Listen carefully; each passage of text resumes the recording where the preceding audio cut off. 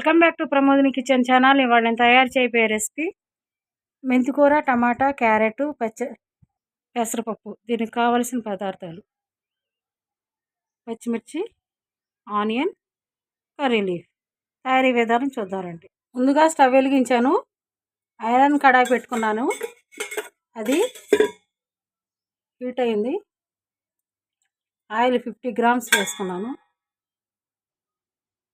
Oil heat అయింది కదా, వేడెక్కింది. అవి చిట్పట్లాడాలి. ఆనియన్, పచ్చిమిర్చి రెండు కూడా వేసుకున్నాం.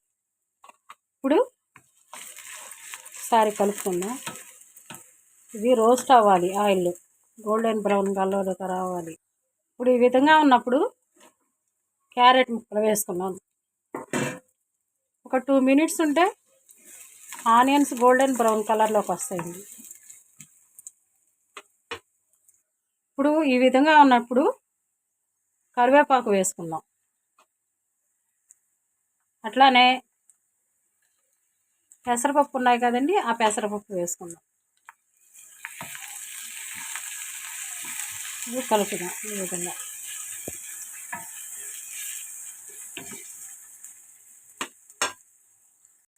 ఇప్పుడు ఈ విధంగా ఉన్నప్పుడు మెంతికూర వేసుకుందాం. ఇది కలుపుకుందాం ఈ విధంగా.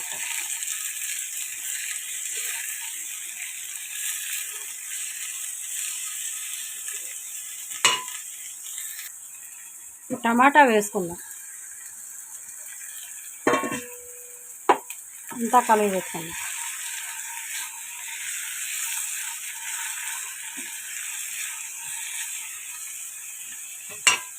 మూత పెట్టుకుందామండి. ఇప్పుడు ఒకసారి మూత తీసుకుందాం.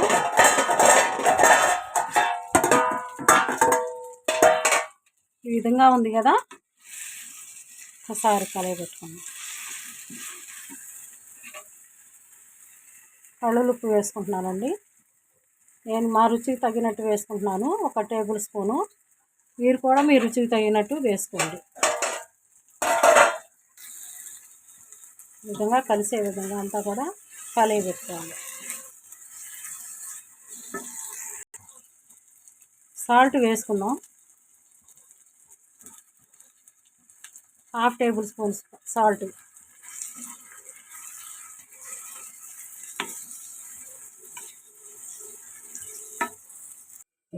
ఇప్పుడు ఒకసారి మూత తీసుకుందాం. ఈ విధంగా ఉంది కదా కర్రీ. కారం వేసుకుంటున్నాను. 1.5 టేబుల్ స్పూన్ కారం వేసుకుంటున్నాను. అంతా కలిపి పెట్టుకుందాం.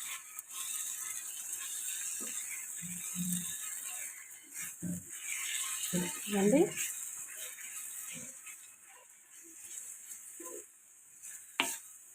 విధంగా కలిపి పెట్టుకుందాం. కలుపుకుంటున్నాం కదండి, అంతా కలిసింది కదా. ఇదిగోండి, కొంచెం జీలకర్ర పొడి, కొంచెం ధనియాల పొడి 1/2 టేబుల్ స్పూన్ వేసుకున్నాను. అంతా కలుపుకుందాం.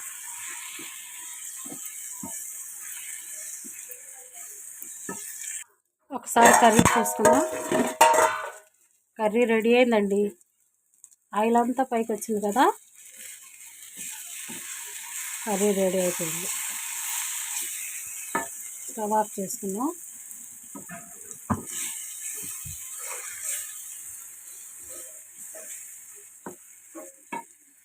అంతేనండి, కర్రీ రెడీ అయిపోయింది. మీరు కూడా ఈ విధంగా చేసుకొని టేస్ట్ ఏ విధంగా వచ్చిందో నాకు కామెంట్ సెక్షన్లో చెప్పండి.